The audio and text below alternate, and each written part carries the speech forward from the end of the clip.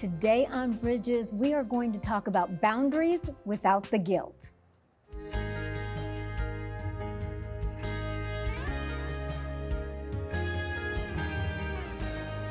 I'm Monica Schmelter, and I'm so glad that you could join me today for Bridges. And if you're anything like me, you've probably struggled with boundaries every now and again and getting so many invitations, yet not being able to say yes to everything. So we're going to talk about boundaries without guilt.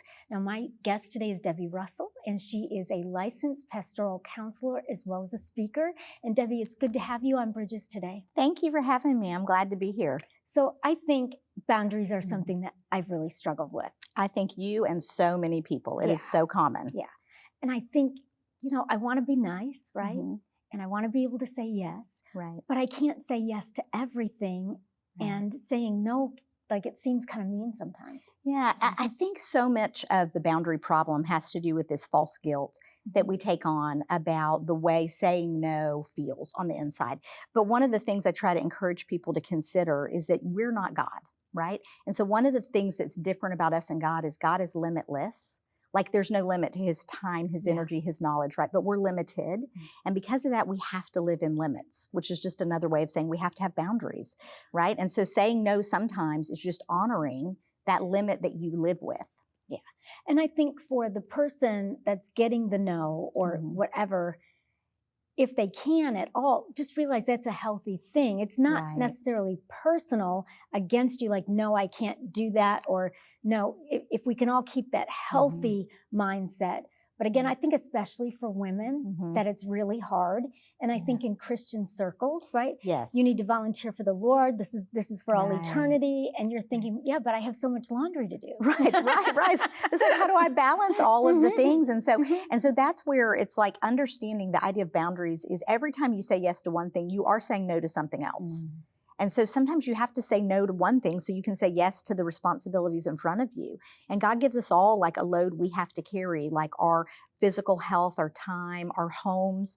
And if we're saying yes to everything outside of that, often the things inside the home start to suffer. And yet that's really our first ministry is to our families. Yeah. And I've seen that a lot in ministry where a family suffers because they're trying to do good things, but they're serving in so many roles at church and so many roles here that their home doesn't become a safe place anymore. Right. You begin to lose that peace and that calm that children need to thrive. Marriages need to have that space to communicate. And what I've seen too is sometimes a woman can do all of that, but she quits caring for herself. Yes. So her own physical health or mental health starts to suffer because she's not only serving outside the home, but inside the home, but lacks that space to take care of herself, like go to bed on time. Exactly. Well, and I heard a pastor say one time, and I think I understood where he was coming from. He said, I can't stand the word self-care. And I thought, but selfishness is not a good thing. Right. But self-care is not selfishness. Right. Absolutely. Right. I mean, there are certain things as human beings that God asks us to steward our lives that we need to do. Right. Well, take care of our health and just personal grooming and just, go to the doctor for your annual visits. Like, we're not called to lay everything down and just do for others. Right. Yeah. Because, Jesus said to be wise as a snake and innocent as a dove. Yes. So how we treat others, we need to be innocent toward them, like kind and loving. But how we treat ourselves, we need to be wise. Right. And so that includes how we allow other people to treat us, certainly. But there's some wisdom in just taking care of the things that belong to you, like your own health, your time. Lots of women, when they come into my counseling office, I'll say, how's your sleep? And they'll say, terrible. And I'll say, well, what time do you go to bed? And it's just literally putting yourself to bed saying, you know what, today is done. Yeah. And everybody else gets to go to bed, right? But, what is happening is sometimes we're so busy saying yes to everything, but then we're no longer saying yes to the things we need and we run out of ourselves. Yes. And even prayer time and time with God. Absolutely. And reading the Word and having fun is important to life. Yes. That is a need too. Having things in our lives that we can look forward to, that's not selfishness. And if we sometimes if we're saying yes to everybody else, we're so burned out and resentful, we're really not having fun. And I've been there. Right. Oh yeah. And I think like a joyful woman reflects who Christ was more. than a burnt out bitter woman, right? Like Absolutely. that is like, if that's where you find yourself, it's not to shame yourself that that's where you are. It's to say something's probably out of balance if you don't have that joy and that enjoyment in life. If there's not a hobby you get to engage in or some fun things you get to do, then probably something has gotten out of balance in the way you manage your time, where everything is work. Everything is serving, and there's not balance in that. You need rest, play, and work. Yeah. Right? And sleep is a real thing for a lot of people. Yes. I mean, I know people that don't go to bed till 1 or 2 o'clock in the Right. morning. And I mean, if you can sleep till noon, I guess that's not a problem. But if you're a working person or you've got kids to take to Right. school, you're not ever going to get enough sleep. And that Right. affects everything. Everything. Yes. How we feel, how we look, our decision making. Mhm.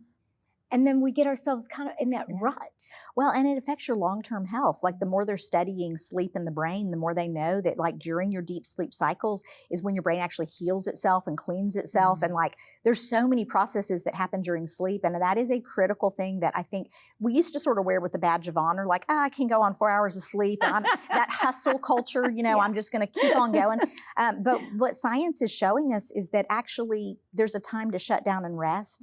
And it really actually shows that you trust God, because you're going to quit working now and go to sleep and trust him to be in control of your time and the things you need to get done, and let him order your steps instead of being like, I'm going to bypass the way God made me and I'm just going to keep going. Right.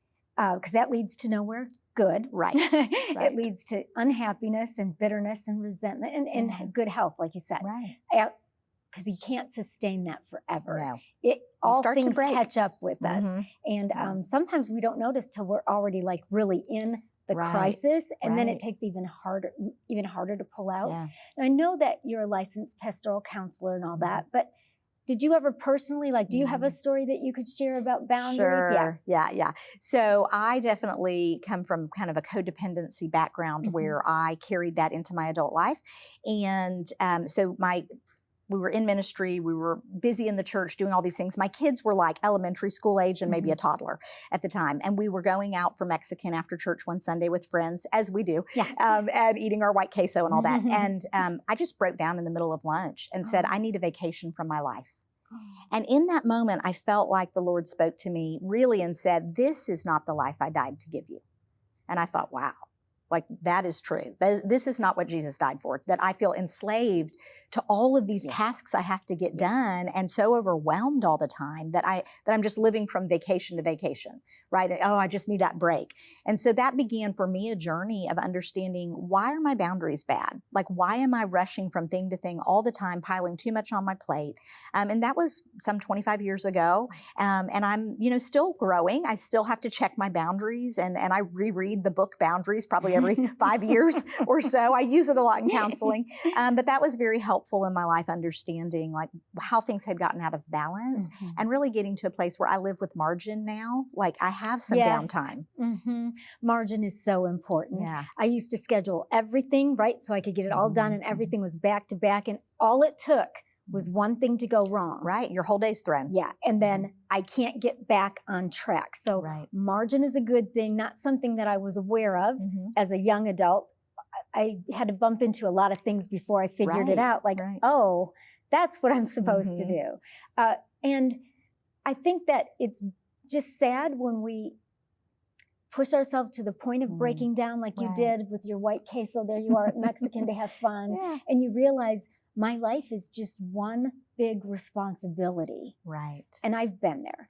And I don't want to do any of this, but I committed to all of it. Right. And how do I get out of it? So how do you dial back? Yeah, that's a good question. So I think a lot of times, hopefully you can be wiser than I was and not wait till you have like a breakdown in the Mexican restaurant. Okay. So maybe you pay attention to some warning signs that you're beginning to become really frustrated and impatient with your family. You're feeling really tired all the time, even when you wake up in the morning. Things like that might tell you you're just have too much on your plate. But once you realize it, the first step is do not add anything else. Like you're going to eventually work out of your commitments. So whatever it was, at some point it rolls off your plate. And then the goal is don't add anything else because it was too much. Yes. And so I think what I see a lot of women do is they go, okay, well, baseball season will be over soon. We won't be so busy. But then baseball season ends and they're like, oh, now I can sign up for VBS at church. And I'm like, well, you're just swapping and your plate's going to stay just as full. You have to begin to do less. Yes. And for the young moms out there, it's really good to teach your children that they don't have to be busy all the time. Right. I mean, I look at some preschoolers even and elementary age children, and they're like living an adult life. Mm-hmm. They're going to school, doing homework. They've got 2 sports. They've got, Church this and that, things. church Mm-hmm. things to do. And they're busy every moment. They don't get to be kids. Right. Right. It's so out of balance. And also one thing that none of us really allow ourselves anymore is boredom. And like we have our phones with us all the time, right? Mm-hmm. And so when we're in between hustling, we're numbing out on our phones and we're not letting our brains have space to just sort of wander and be creative. Yeah. And they actually have learned that boredom is really important to brain health too. There's things that happen when you're bored that don't happen otherwise in your brain. So even letting your kids have a little boredom is actually so good for them. Well, because I remember, like when I was a kid, we could get bored, and so I would say to my mom, like it's summer vacation, I'm just really bored, and she'd be like, well, go find something to do, right? And that led to a lot of things, Right. crafts, going outside, but it was that feeling of boredom that led me to want to do something, right? And it gave you that creative spark to find things. Yes. And even as adults, with constantly having our phones, like when we sit in a waiting room, if you go in a waiting room, everybody's doing this around you. Nobody interacts. You miss those connection moments. So that's kind of it's a boundary issue in that all of us are so busy numbing out all the time. Yes. So that's kind of like boundaries we need to set with ourselves, less than the boundaries we need to set with others. But I really think that's an important one that a lot of us need to look at is, do we have boundaries with our phone usage, our screen time? I think that is so important. I found I have nothing bad on my phone that I would be ashamed for anyone to look at. If I hand someone my phone and they're trying to make a call or do something, I felt myself feeling anxious, like I wanted my phone back. Yeah, like, give me that. Like, back. give me that. Give me that, because I need to get on it. And so something that I've started doing, if we go out to eat or if my husband is talking to me or a son or whatever, I just make the statement, I'm going to put my phone down so that I can listen to this. And then they know that I really care for them. And it always works out. Like whoever was calling on that phone, it's not a life or death emergency. That can wait while I speak to my husband or listen to my husband or to my son or another family member. I found even at work, like I'm in a Zoom meeting, but I'm looking on my phone for what else is going on and who else needs me. And it is overwhelming, Debbie. It is. And your brain really wasn't made to work that way. Like we can't be in multiple places at the same time. Again, that goes back to this design that we are limited. Like God is omnipresent and we are not. We have to be present where our feet are. And so our phones, what they do is they pull our brains to a place where our body isn't. And it's very dividing and it causes a lot more anxiety when you're trying to do 2 things at once. It does. It does. And I found like even a simple thing at the grocery store, if I'm checking out, I'm not saying hello to the person checking me out or saying, hey, are you having a good day? I'm sitting there playing on my phone or calling someone or texting someone, and it's too much. Yeah, I have encouraged other people, and I've done it for myself, and it's really been neat to set some times in your day that are screen-free. Amen. So one of the ways that we can do that that's simple is anytime I'm waiting, I'm not on my phone. So if I'm standing in a line, if I'm sitting in a waiting room, like I'm just going to let myself sit. And what's wrong with that? Right. We've got to take a break. I want you to stay with us. When we come back, we're going to continue talking about boundaries without guilt. And Debbie did put together a cheat sheet that you can get from the website to help you out. We'll be right back. Don't give in. God's word says you're an overcomer. It takes training. It takes discipline. And so when you're fighting that good fight of the faith, you take your story, whatever it is, and you saturate it in faith, and you fight for it. Visit monicaschmelter.com to schedule Monica to speak at your next event. If you're just joining us today on Bridges, we are talking about boundaries without the guilt. And Debbie Russell, who's a licensed pastoral counselor, is my guest. And we're just talking through some things of boundaries that we can set to really live the abundant life God intended for all of us. And Debbie, when you talk about the phone, that's just a thing for almost every age group now. Yes. And it's hard for us to put down the phone. Like I've become attached to my phone, but you were saying you set a boundary for yourself of when you're waiting, you don't get on your phone. That's right. That's right. And including like meal times, we know like for generations. We'd sit around the table together, Yes. we'd eat, we'd talk. And sometimes there was silence and that was okay, but people thought of things to say. But when people have their phones out, there's so much distraction. Yes. We're not engaging at a deep level in those moments when we could be building community, building connection with each other, and getting our emotional needs met in healthy ways. Right. And technology is wonderful in some ways, right? You can text with people who live far away. You don't have to be there. There are great things, but what happens if you're just always texting, you're not getting anything in person. Right. And there is something about the personal touch, Right. about a connection with a person. And you think about like your marriage, like I think about my husband, like my phone is not more important than he is. Right. We don't mean that. It just happens because we're not aware. We're not thinking these things through. And I think that's part of the boundary issue that we have to really look at our life and think it through. Like, what do I really want here? Right. Yeah. Am I living in alignment with my goals and values? And that's a question that is so good to ask for yourself. Like, does my life reflect where I really want it to be headed and what I actually value the most? Yeah. Because what you spend the most time on, it really does indicate what you value the most. It does. And that's really hard, Yeah. right? That's really hard to face, or was for me anyway, that, hey, my phone or my work or this is more important than anything else because that's what I'm doing every day. Like that's my go-to. I'm trying to ward off this from happening and that from happening. And that is not in alignment. Right. That's not what I want my goals and values to be, but it's how I'm living. And so that misalignment is an indicator that you need to make a change. Yes. For me, when I had kind of my boundary breakdown, I realized that what was most important to me at that time, the way I was living, was that other people's approval was more important to me than like what the needs of my family and myself, what I had in front of me. And so really making those changes to say, I can't say yes to everything anymore. I can't lead everything and be at everything. My kids need me to just have some chilled out time at home with them. They were little. Yes. And so that was really important to say, like, I can't value other people's approval in the way I spend my time more than my children. Otherwise, that's what I value. Yeah, exactly. And I think that in our lives, sometimes those beautiful family memories and moments are during unscheduled time. Yes. It just happens organically. Yes. But if we're scheduled every moment, that doesn't happen. Right.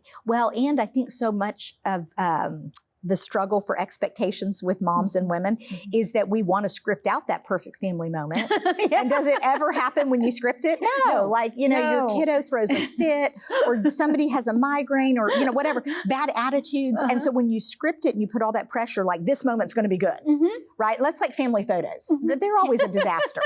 Like somebody's got a bad attitude. Nobody wants to be there. And so I think you're right. So many of the things that we look back on in our childhood were not moments that were pressured and forced. They were things that happened in like spontaneous, organic ways. Yes. And yes, you have to have margin for that to occur. Yes. And it's just so true and so honest. I was looking back at family pictures from a lot of years ago, and I looked at my family and no one smiled. We all just stood there like, and so I thought, And now I think like with family pictures, and I do think it's wonderful, right? But everybody's coordinating the colors that they're wearing. They've got the perfect this, a lot of the pressure. perfect that. It really is. And I do think it's nice for a photo, but that can't be all of life because that's very unnatural. Absolutely. Like our lives have to look real. Yeah. And we have to let it be okay for there to be laundry on the couch that isn't folded yet, or toys that aren't put away, or crumbs on the kitchen counter. Sometimes we have to lower that expectation of living a Instagram-worthy life to just live in life so that we can actually do the things that matter. Because I found like when my son was little, I was okay. Like I understood that toys on the floor was a good thing. And I'm so grateful. But then as we became empty nesters, I went back to having to be perfect again. And I had to break that because it's not serving anyone, not myself or my husband or extended family. It's not serving anybody well for me to be all stressed out, to have my house show ready, even when it's not for sale. Right.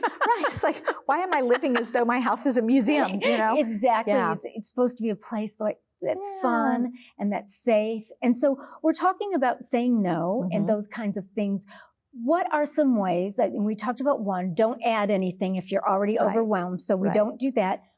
But how how do we, if we're valuing Mhm. other people's opinions Right. more than ourselves Mhm. and feeling like we've got to say yes, that's what a good Christian girl does. Right. How do we get the skills, break that the habit. tools? Yeah, how do we do that? Yeah. So one of the things you can put in place for yourself is a pause button on ever giving an answer. So I recommend strongly, if you are a yes girl and you always give your yes, right? You're a yes girl. That when someone says, hey, you and your husband want to go to dinner on Friday night, your automatic answer becomes, I need to check my calendar and I'll get back with you. Mhm. So you never say yes on the spot anymore. What you do is you create some space where you can, without pressure, look at your calendar, check with your husband before you volunteer him to go to another thing, right? Look at what's coming after that. Like you need to look at the whole week to decide, do you have space to do whatever that is, Mhm. or look at a whole month to say, can I take on another commitment? So when people ask you, hey, you want to sign up for VBS? Can you bring a meal on this meal train? You say, let me check my calendar and I'll get back with you. And that gives you just enough time. Yep. And I had to change my behavior in that I don't have to give an answer when I say I can't do that. Like I don't have to explain Right. myself is what I meant to say. Yeah. Now, there are sometimes I might like to explain myself and that's fine, Sure. but we don't have to explain to make people know that we're nice people or to make them more accepting, because that's really being worried about what they think too. Right. If somebody's really a true friend or it's a healthy relationship, we all understand that everybody can't say yes. Right. And we need to be willing to let other people be a little bit disappointed sometimes, because when they ask you, they're hopeful that you're going to say yes Sure, to of whatever, course. and that's okay. Their disappointment is not your failure or an emergency. Right. It's not something you have to solve. And so while there are times that I think we do want to explain, I think you're right. Sometimes the best answer is, I'm not going to be able to do that, but thank you for asking me. And, I find like if it's something really important, like I had to say no to somebody's wedding, but I had a niece's graduation. Right. So I did explain that because I would have loved to have been at that wedding, but it was my niece's graduation, from college. That's a big, big thing. Right. So that I wanted to explain because I dearly cared about the person getting married, and they understood. Right. It's just sometimes like you don't want to feel like you give the reason and the person's like, well, you could still do this. Right. Because I've had that happen. Yes, sometimes when you give the reason, it gives the other person a chance to argue with you. Uh-huh. Oh, well, if you do this, then you could do that. And they start trying to rearrange your boundaries. So I find that when you're saying no, adding gratitude, hey, thank you for the invitation, or thank you for asking me. I really appreciate that. I'm not going to be able to, period. Mm-hmm. And then it's done. Right. And then it's done. And then I've learned that I just have to be comfortable with being uncomfortable.